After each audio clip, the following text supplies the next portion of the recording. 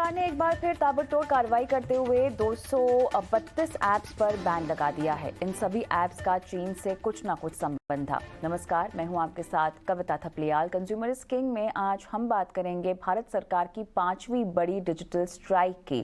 केंद्र सरकार ने तत्काल प्रभाव से 138 बैटिंग ऐप्स यानी वो मोबाइल ऐप जिनके जरिए खेल में सट्टा लगाया जा रहा था और 94 क्विक लोन ऐप्स यानी वो ऐप्स जिन पर चंद सेकंड में लाखों के लोन बांटे जा रहे थे। ऐसे कुल 232 मोबाइल ऐप्स पर बैन लगा दिया है। सूत्रों के मुताबिक गलत तरीके से ग्राहकों का डेटा इकट्ठा करने, उस डेटा का ट्रांसफर करने के साथ ही मनी लॉन्ड्रिंग की गतिविधियों को देखते हुए सरकार ने इन ऐप्स पर बैन लगाया है। और आज अपने गेस्ट पैनल से हम भारत की इसी डिजिटल स्ट्राइक पर विस्तार से बात करेंगे, समझेंगे विदेशी और चीन के ऐप से भारत को खतरा कैसे है, किस तरह चीन के ऐप्स भारत के नागरिकों को निशाना बना रहे हैं, आपके मोबाइल में मौजूद डेटा देश के लिए कैसे खतरनाक हो सकता है, क्या थर्ड पार्टी ऐप्स पर भी लगाम लगाने का वक्त आ गया है और आप खुद को ऐसे खतरनाक ऐप्स के जाल में फंसने से कैसे बचाएं। तो इन बड़े सवालों को हम रखेंगे हमारे पैनलिस्टों के सामने, लेकिन अपने मेहमानों के पास हम जाएं उससे पहले न्यूज रूम में अपने सहयोगी अनुराग शाह के पास चलते हैं जो इस पूरे मामले को समझाएंगे।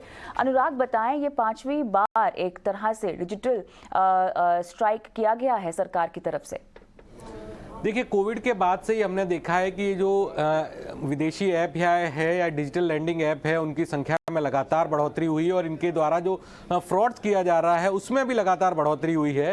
ये जो 232 ऐप्स जो बैन किए गए उसमें 94 ऐप है जो इंस्टेंट लैंडिंग से जुड़े हुए थे और ये इंस्टेंट लैंडिंग में जो पैसा दिया जाता था इनके ऊपर, तो यहाँ पर इनके द्वारा किसी भी एनबीएफसी से या रजिस्टर्ड नहीं होते थे। और जो ड्यू डिलिजेंस है, जो लैंडिंग के नियम है आरबीआई के द्वारा बताए गए हैं, वो इनके द्वारा फॉलो नहीं किए जाते थे। और इसके अलावा जो धोखाधड़ी की जाती थी, जब आप लोन एक्सेप्ट कर रहे हैं तो आपका जो मोबाइल का डेटा है, आपकी कॉन्टैक्ट लिस्ट है, आपकी फ़ोन गैलरी है, यहाँ पर तक भी उनका एक्सेस होता था और उसके बाद जो है लोगों को ब्लैकमेल किया जाता था। ये शिकायतें जो है देश के अलग अलग हिस्सों से लगातार जो है स्थानीय पुलिस को, सरकार को, होम मिनिस्ट्री को मिल रही थी। और इसके अलावा कई सारे हमने देखा है कि सुसाइड के मामले भी सामने आए जहां पर हैरेसमेंट किया जाता था इन इंस्टेंट डिजिटल लैंडिंग ऐप कंपनियों के द्वारा। इसके बाद रिजर्व बैंक ऑफ इंडिया की गाइडलाइंस आई तो उसके बाद भी कई सारे ऐप बंद हुए, लेकिन उसके ये जो कंपनियां थी, ये ऐप बनाने वाले थे, ये नेम चेंज करके भी ऑपरेट कर रहे थे। लेकिन इस बार एक बड़ा प्रहार हुआ है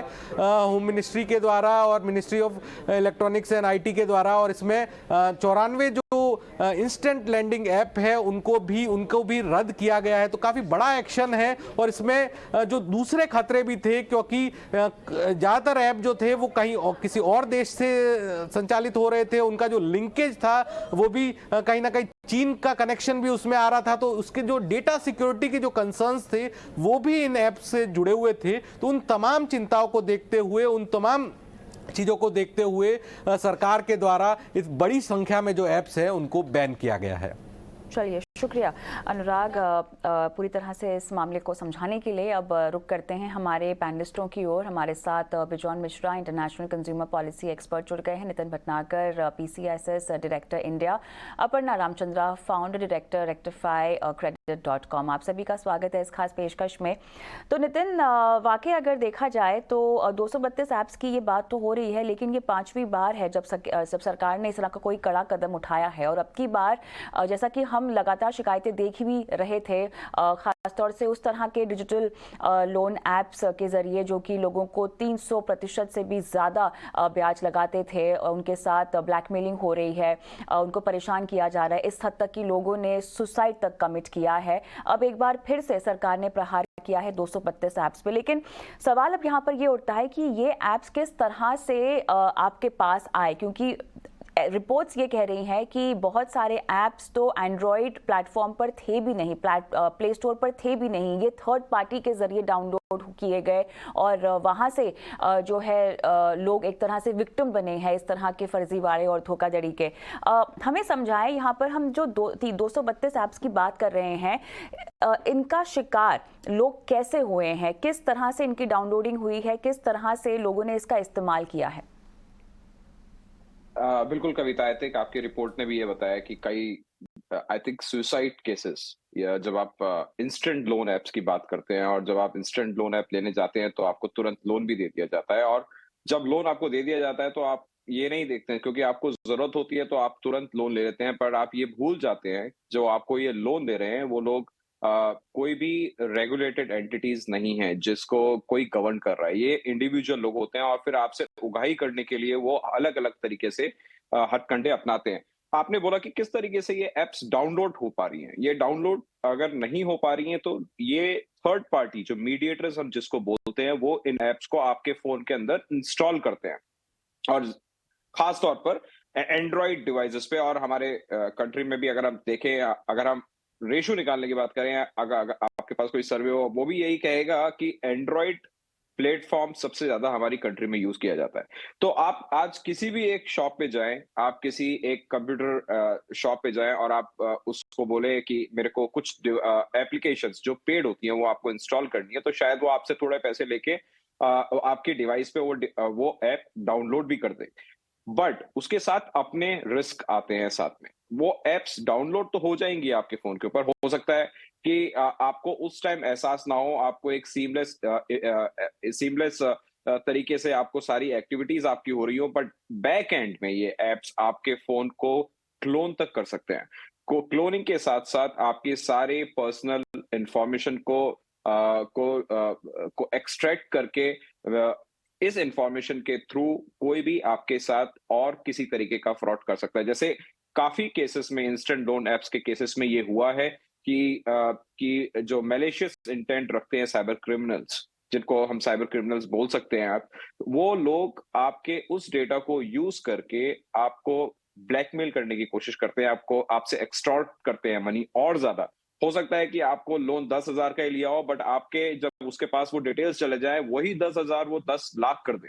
तो ये डिटेल्स कितनी क्रिटिकल होती है, आपके जो मोबाइल डिवाइस में जो आपका पर्सनल डेटा होता है वो कितना क्रिटिकल होता है, और वो क्रिटिकल डेटा अगर वो आपके मोबाइल डिवाइस से बाहर जाता है, जब आप इस तरीके की अनऑथराइज्ड एप्लीकेशंस को अपने मोबाइल के अंदर डाउनलोड करते हैं, तो ये बहुत बड़ा रिस्क हो जाता है। तो इसी वजह से अब आप आईटी एक्ट ऑफ इंडिया अगर देखें, हमारा आईटी एक्ट 2008, उसका सेक्शन 69 भी यही कहता है कि अगर कोई भी मटेरियल, कोई भी एक्टिविटी या कोई भी किसी भी तरीके का कोई थ्रेट अगर हमारे इंडिया की सॉवरेनिटी और इंटीग्रिटी को इम्पैक्ट करता है, तो हमें उस पे एक्शन लेना जरूरी है। ऑलराइट अपर्णा, यहाँ पर देखिए पिछले 2 साल में हम देख रहे हैं कि लगभग 400 मोबाइल ऐप्स पर बैन लगा है, और काफ़ी नितिन ने बड़े तरीके से समझाया कि किस तरह से ये जो लोन ऐप है ख़ासतौर से ये काम करते हैं और कैसे लोगों को एक तरह का मेंटल हैरेसमेंट होता है इनका इस्तेमाल करके, और ख़ासतौर से इंस्टेंट लोन की सुविधा लेकर। बट कहानी यहीं पर ख़त्म नहीं होती है, क्योंकि ये तो एक तरह के ऐप्स की हमने बात की है। Gaming, photo editing software, web browser जैसे ऐप्स भी हैं जो लोगों को ठगते हैं और उनकी डेटा को चुराते हैं और बाद में उससे पैसे कमाते हैं। इंस्टेंट लोन की अगर मैं बात करूं अपर्णा, तो डेटा फिलहाल क्या कहता है? ऐसे कितने सारे लोग हैं जो कोविड से, अगर मैं शुरुआत करना चाहूं इसकी, अब कोविड के बाद भी इंस्टेंट लोन ऐप्स को प्रेफर करते हैं, और क्योंकि इस तरह के ऐप्स में क्या होता है ना, किसी भी तरह के कागजी फॉर्मेलिटीज़ पूरी नहीं होती हैं, किसी केवाईसी की ज़रूरत नहीं होती है, आपको चंद मिनटों में इनफैक्ट ये लोन दे देते हैं, और इस चक्कर में लोग झांसे में आ जाते हैं और इस तरह के इंस्टेंट लोन ऐप्स का इस्तेमाल करना ज़्यादा बेहतर समझते हैं बजाय किसी बैंक के पास जाकर लोन अप्लाई करने में। डेटा क्या कहता है? क्या वाकई तादाद देश में बढ़ रही है इंस्टेंट लोन लेने वाले लोगों की? Good evening Kavita. ये सवाल I would like to answer in 2 parts. ये जो इंस्टेंट लोन का जो ऐप डाउनलोड करके जो लोगों को टारगेट कर रहे थे, ये शुरू हुआ कोविड के पहले। It was gradually picking up, but जैसे आपने राइटली कहा कि बिकॉज इनका biggest USP is there is no KYC, there is no documentation, तो and easy availability, access to capital, right, जो हम क्रेडिट जो कहते हैं। तो ये कोविड के दौरान बढ़ने लगा, एंड उसके बाद ये ट्रेंड जो है ये ऊपर ही जा रहा है। So the number of people जो इंस्टेंट लोन ले रहे हैं, वो तादाद जो है वो बढ़ते जा रहा है। एंड आज के तारीख में अगर आप ओवरऑल जो लेंडिंग पोर्टफोलियो, जो लोन पोर्टफोलियो देखते हो इंडिया का, पर्सनल लोन जो दो होम लोन का quantum of the loan is higher, the volume of personal loan is really growing, क्योंकि ये ट्रेडिशनल वेनिला पर्सनल लोन जो बैंक्स देते हैं वो तो है ही, जो ये फिनटेक है, जो ऑनलाइन लोन्स है, ये बाय नाउ पे लेटर वाले हैं, और अभी ये ऐप वाले हैं, ये सारे जो है ये अलग अलग फ्लेवर है, लेकिन बेस जो है ये पर्सनल लोन ही है। सो ये जो पोर्टफोलियो है ये I am very scared and I am very extremely anxious कि ये एक बड़ा मतलब बम फूटने वाला है। So this is really growing at an enormous speed. And ये जो अगर हम ऐप की बात करें जो लोग डाउनलोड कर रहे हैं, ये across the section of the society है, अक्रॉस ज्योग्राफीज है। ये ऐसा नहीं कि सिर्फ बड़े शहरों में है या गांव में नहीं है, this is there everywhere. But largely जो देखा गया है, इनके टिकट साइजेस आर स्मॉलर। तो ये 50,000 के अंदर या एट द मोस्ट लाख के अंदर, that is the typical ticket size जो ये लोग लोन डिसबर्स करते हैं।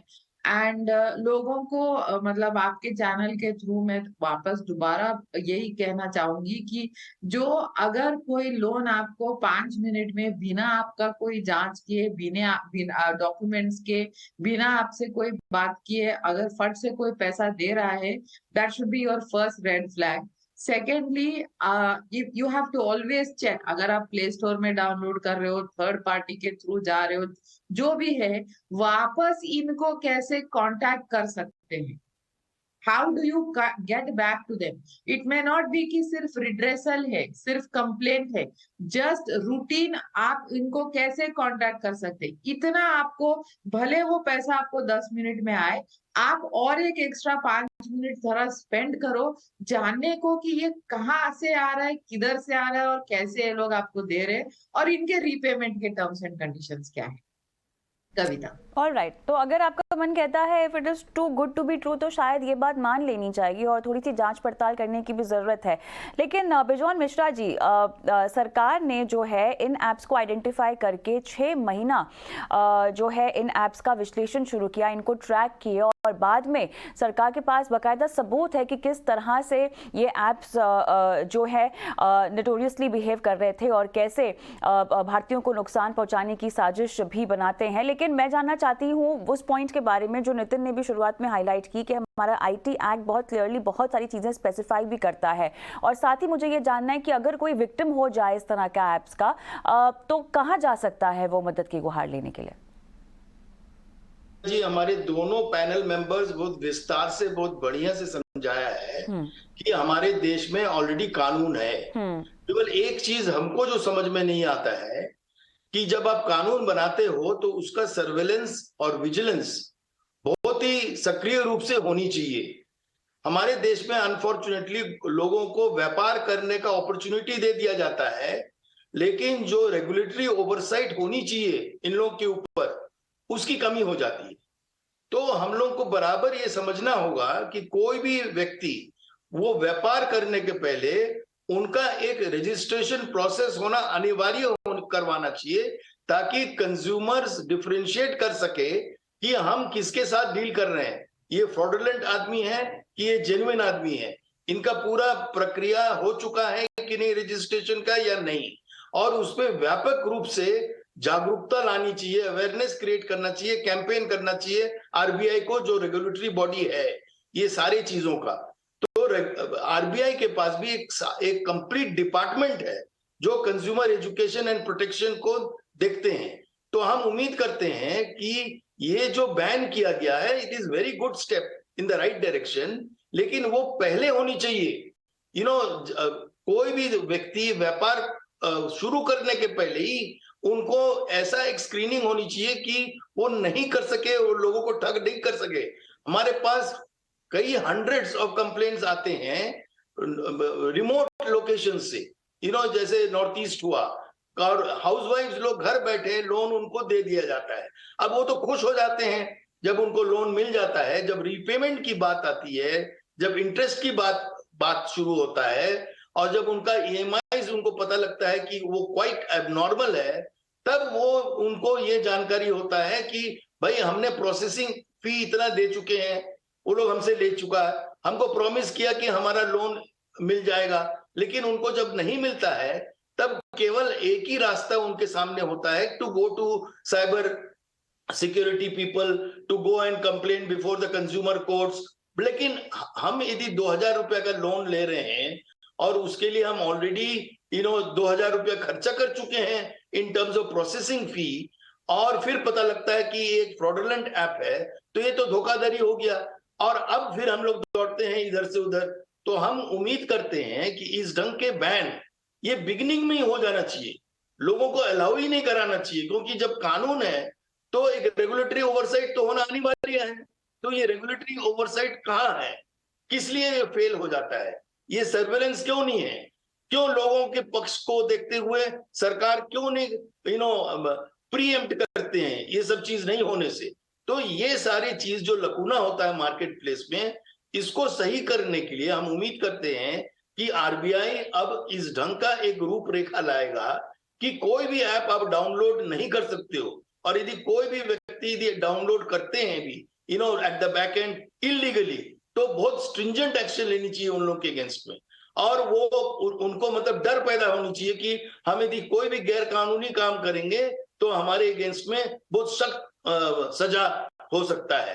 तो इसी को देखते हुए हम सोचते हैं कि हमारे लोन एक्सेसिबिलिटी भी सरल होनी चाहिए, हमारे जो बैंकर्स हैं उनको सही ढंग से एजुकेशन प्राप्त करवाना चाहिए हर एक अकाउंट होल्डर के पास, कि आपको यदि स्मॉल टिकट लोन्स भी चाहिए, आपको यदि कैपिटल एक्सेसिबिलिटी चाहिए for sudden urgency in the family, you should be able to get it quickly, promptly, in a very credible manner, जो हमारे देश में अभी भी इसमें बहुत लैकिंग है, लोगों को सरल रूप से नहीं मिलता है, जिसके चलते इस ढंग के धोखाधड़ी होते रहता है और इस ढंग के ऐप फ्लरिश करते हैं हमारे देश में, और it's a very dangerous thing. आप सुने होंगे हमारे जो सही कह रहे हैं, एक्सपर्ट आप पैनल काफी सही कह रहे हैं यहाँ पर बेजौन जी, होना बहुत कुछ चाहिए, और कहीं ना कहीं आरबीआई ने इसका पिछले दफे संज्ञान भी लिया था, लेकिन केवल उतने में ही बात नहीं बनती, आपको कड़े एक्शन लेने पड़ेंगे, और अब जो आपातकालीन आधार पर बैन लगाया है उससे भी समझना ये जरूरी है कि कहीं ना कहीं जो सरकार को करना होगा वो करेगी अपनी तरफ से, लेकिन आपको भी अपना होमवर्क करना होगा, आपको भी जागरूक रहना पड़ेगा, और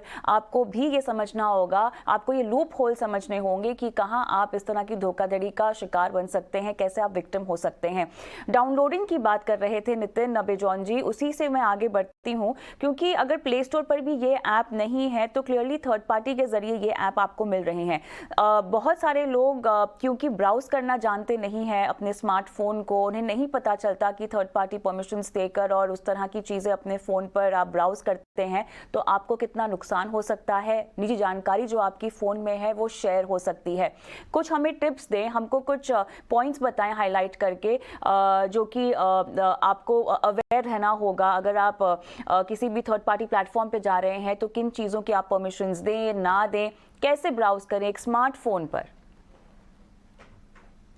यहाँ पे भी दो तरीके से देखा है आपने, स्टार्टिंग में बात करी थी कि किस तरीके थर्ड पार्टी, ये थर्ड पार्टी होते कौन है। थर्ड पार्टी एक इंडिविजुअल भी हो सकता है, कोई एक कंप्यूटर शॉप चलाने वाला भी हो सकता है, एक साइबर कैफे भी हो सकता है, और कोई भी एक थर्ड पार्टी हो सकता है। नॉट, ये कोई जरूरी नहीं है कि आपको वो थर्ड पार्टी कहीं एप्लीकेशन कहीं ऑनलाइन या फिर किसी और प्लेटफॉर्म पे मिलेगी। आइडियली जो होता है यहाँ पे, जो लोग विक्टिम बनते हैं या फिर बन जाते हैं, उनको ये सजेस्ट किया जाता है कि आप अपनी डिवाइस को जेल ब्रेक करिए। जेल ब्रेक एक टेक्निक होती है जिससे कि जो डिवाइस का पूरा एक्सेस होता है वो जो भी उसके अंदर एप्लीकेशन डालना चाहता है उसके पास होता है। सो उसके पास वो पूरा एक्सेस होता है, रूट एक्सेस होता है, जो कि ऑपरेटिंग सिस्टम और उससे लगे सारे फीचर्स को एक्सेस कर सकता है। अब ये एंड्रॉइड पे भी हो सकता है, ये iOS पे भी हो सकता है। लोगों को यहाँ पे ये ध्यान रखना है, कभी भी आप किसी भी थर्ड पार्टी या किसी भी शॉपकीपर के पास कंप्यूटर जो कि सही करते हैं उनके पास जाके, क्योंकि उनको ये सारी टेक्निक्स पता होती है। अगर आप कोई भी थर्ड पार्टी ऐप उनसे डाउनलोड कराने की कोशिश कर रहे हैं और वो यही प्रोसेस यूज करेंगे और वो आपकी डिवाइस का पूरा एक्सेस लेंगे। तो यहाँ पे आप वनरेबल जिससे आपने कराया उससे भी हैं, जो ऐप आपने डाउनलोड करी उससे भी आप वनरेबल हो जाएंगे। तो आपको ये ध्यान रखना है कि आपको ये चीजें ये प्रोसेस करना ही नहीं है। आपको अपनी डिवाइस को ब्रेक कराना ही नहीं है। स्मार्टफोन जितना ही कॉम्पैक्ट रहेगा, जितना पैक्ड रहेगा, जिस तरीके से आपको उस मैन्युफैक्चरर ने दिया है, तब तक वो फोन आपके पास सुरक्षित रहेगा और आपके डेटा भी सुरक्षित रहेगा, क्योंकि उसके ऊपर आप एंटीवायरस, एंटी मैलवेयर और अपने आप को सुरक्षित करने के लिए आप टू फैक्टर ऑथेंटिकेशन से एप्स को आप सिक्योर कर सकते हैं, जिससे कि कोई आपके डेटा को चोरी ना कर सके। सो this is the first and foremost thing. आपको अपनी डिवाइस को बिल्कुल भी जेल ब्रेक नहीं कराना है। आपको उसके अंदर थर्ड पार्टी ऐप डालने के लिए कोई अगर आपसे कह भी देता है कि थर्ड पार्टी एप्लीकेशन हम आपके मोबाइल में बिना इसको कुछ किए कर देंगे, तो वो सब गलत बातें हैं। आपको ध्यान रखना है कि आपकी डिवाइस बहुत क्रिटिकल है। ये एक लॉक की तरह घर के बाहर जिस तरीके से आप अपने घर के लॉक लगाते हैं और आप बड़ी संतुष्टि से घर के बाहर जाते हैं, उसी तरीके से आपके मोबाइल की डिवाइस अगर ब्रेक हो जाती है तो आपके घर के अंदर घुसना बड़ा आसान हो जाएगा। और सारा डेटा, आज के टाइम में डेटा ऑयल है, डेटा ही सब कुछ है। जैसे आप पहले जमाने में हम कहते थे घर के अंदर हम सारा सामान रखते हैं, छुपा के रखते हैं, तो वो हमारा एक बहुत क्रिटिकल ऑयल हुआ करता था। वो चोरी हो जाता था तो हमारी सारी मेहनत की गाड़ी कमाई चली जाती थी। आजकल की गाड़ी कमाई हमारा डेटा है, जो हमारे मोबाइल में है। तो आपको ये समझना बहुत ही जरूरी है। इसको सेफ गार्ड करना बहुत क्रिटिकल है और किसी के भी झांसे में नहीं आना है। चाहे कोई भी आपसे बोले कि ये डिवाइस, ये एप्लीकेशन आपको इतना फायदा दे रही है, आपको इस एप्लीकेशन को डाउनलोड करने के बाद आपको इन सारी चीजों का एक्सेस फ्री में मिल जाएगा। आपको लिक्विडेटिव ऑफर देंगे लोग, पर आपको उनको बिल्कुल भी अटेंशन नहीं देनी है। और अगर आपको स्मार्टफोन का स्मार्ट यूजर बनना है, तो आपको अपनी डिवाइस पे सारे वो टेक्नोलॉजी इंप्लीमेंटेशन करने पड़ेंगे, जिससे कि आपका डेटा सेव हो सके। सेव होने के लिए आपको two factor authentication, strong passwords और आपको अपने डिवाइस में एंटीवायरस और एंटी मैलवेयर इंस्टॉल करने बहुत जरूरी है। चलिए, तो यहाँ पे स्मार्ट डिवाइसेस का इस्तेमाल करने के लिए आपको स्मार्ट पैतरे भी अपनाने होंगे, लेकिन अपर्णा, माइंडसेट की मैं बात करना चाहती हूँ। इंस्टेंट लोन किसी ऐप के जरिए ले लेना, ये जो माइंडसेट है, ये आने वाले वक्त में हमारे लिए घातक हो सकता है। आपने भी कई बार अपनी बात में इसको हाईलाइट किया है कि कहीं ना कहीं ये जो आदत है, ये हमारे पूरे फाइनेंशियल बिहेवियर में देखा जाए तो एक बहुत बड़ा रोड़ा है। किस तरह से ज़रूरी है कि आप लोन पर इंस्टेंट ऐप ले, उससे बेहतर है कि आप एक प्लानिंग के जरिए जिस भी लक्ष्य को पाना चाहते हैं या जो भी आप अपने पैसे को जिस भी तरह से खर्च करना चाहते हैं, प्लानिंग का जरिए आपके लिए बेहतर होगा। लालच बुरी बला होती है और इस तरह से इंस्टेंट लोन अगर आपने ले लिया किसी ऐप के जरिए, तो ये लालच तो कहीं जी का जंजाल भी बनती हुई पता चलती है। में दो है। एक आइडियल सिचुएशन है कि आप पहले से प्लान करो और आपका जो लोन लेने का जो पूरा प्रोसीजर है उसको आप step by step you already know in advance कि आपको ये लोन लगने वाला है, तो आप उस हिसाब से प्लान कर सकते हो। लेकिन अनफॉर्चुनेटली लाइफ में कई बार 2+2 इज नॉट 4 एंड अभी हम सब 2 साल उस चीज से गुजर के निकले हैं। तो कई लोगों के पास ऐसे सिचुएशंस आए जो कभी प्लान वो कभी उन्होंने कभी सोचा ही नहीं था, किसी को पता नहीं था कि ऐसे हालात आने वाले हैं। तो and we all had to face it, right? तो ऐसे जब सिचुएशंस आते हैं तब हम ये नहीं कह सकते कि अरे इसका मैंने प्लान नहीं किया था, अब क्या करूं। तो जो सिचुएशन है वो डू और डाई सिचुएशन है, तो आपको तभी उस हिसाब से आपको उसको रिजॉल्व करना है। अगर लोन लेना ही है, हम कोई भी, none of us are judging you for taking a loan. आप लोन लो because you need that money urgently, लेकिन हम इतना ही कह रहे हैं, जो लोन ले रहे हैं वो अगर जरूरी है तो ही ले। आप कहाँ से ले रहे उसका थोड़ा चेक कर लीजिए, उसके टर्म्स एंड कंडीशंस क्या है वो पहले समझ लीजिए। अगर आपको रीपे करना है, आपको कोई इश्यू है उस लोन के टेन्योर के दौरान, तो आप किसको कांटेक्ट करेंगे, कैसे कांटेक्ट करेंगे। 5वां, अगर आप आपके स्मार्टफोन पे कोई ऐप डाउनलोड कर रहे हो तो आप उनको क्या क्या परमिशंस दे रहे हो वो भी जरा 2 मिनट सोचो और फिर यस करो। हम उतना ही कह रहे हैं, क्योंकि लोन सी लोन लेना ये बुरी बात नहीं है। Loan it's an emergency situation and आप लोन ले रहे हो, लेकिन कहाँ से ले रहे हो, कैसे ले रहे हो, उसके लिए आप क्या अपना होमवर्क कर रहे इन हो, तमाम दैट इज वेरी बिल्कुल क्रिटिकल। बिल्कुल बिल्कुल। तो कुल मिलाकर आपको और अलर्ट रहना होगा और जागरूक बनना होगा। बहुत बहुत धन्यवाद आप सभी का इस खास पेशकश में शामिल होने के लिए। और अब जाते जाते ET Now स्वदेश के हवाले से आपके लिए खास कंज्यूमर टिप्स भी हम आपको दिए देते हैं। लोन ऐप्स के फ्रॉड से बचने के लिए किसी भी लोन ऐप पर जानकारी मांगने के नाम पर अपनी KYC अपडेट नहीं करें। लोन लेने से पहले आप ऐप से संबंधित सभी जानकारी जरूर हासिल कर लें। किसी भी लोक लुभावन ऑफर में नहीं फंसें। लोन ऐप को डाउनलोड करने के बाद उसे तुरंत अपने कॉन्टैक्ट्स, इमेज, लोकेशन जैसी परमिशंस नहीं दें। अगर आपके साथ धोखा हुआ है तो RBI, पुलिस और साइबर सेल को तुरंत सूचना दें।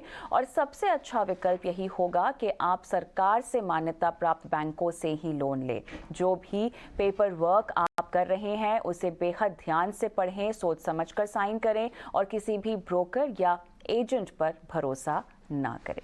बहुत बहुत धन्यवाद इस खास पेशकश को देखने के लिए। मुझे इजाजत दें। नमस्कार।